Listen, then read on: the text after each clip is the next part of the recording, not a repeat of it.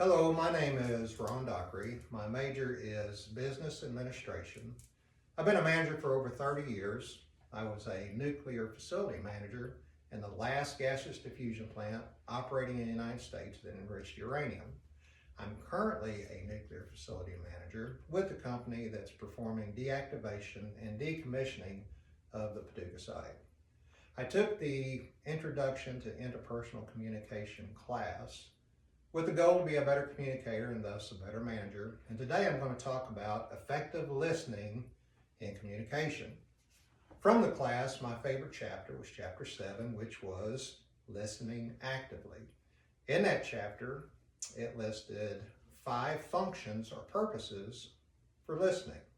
The first is to comprehend, to understand the message, the verbal message. The second is to discern or decipher. We take the verbal message and we couple that with the nonverbal cues and we decipher or determine what the message is. Thirdly, there are messages in which we must analyze. There are data points in there that we take and ascertain what they mean for the purpose possibly of problem solving or to develop a path forward. Fourthly, there are messages in which we just appreciate stories from family, friends, or heroic stories that just resonate with us for one reason or another. And then one purpose is for support. The older I get and my friends and family get older, face tragedy, I find myself falling into that support listening role more and more. Along with the purposes, 5 functions or purposes for listening, there's also 5 pitfalls that we need to be cognizant of and try to avoid.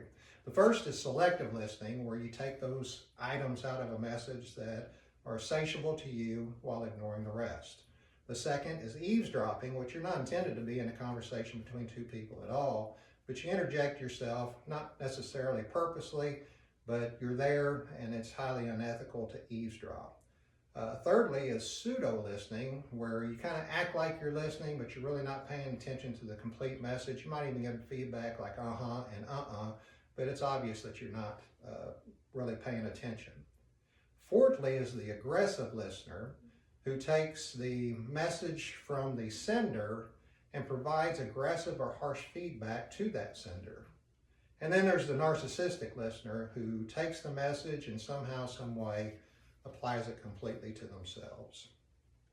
So not only are there 5 functions and then 5 pitfalls, Stephen R. Covey in his book, The 7 Habits of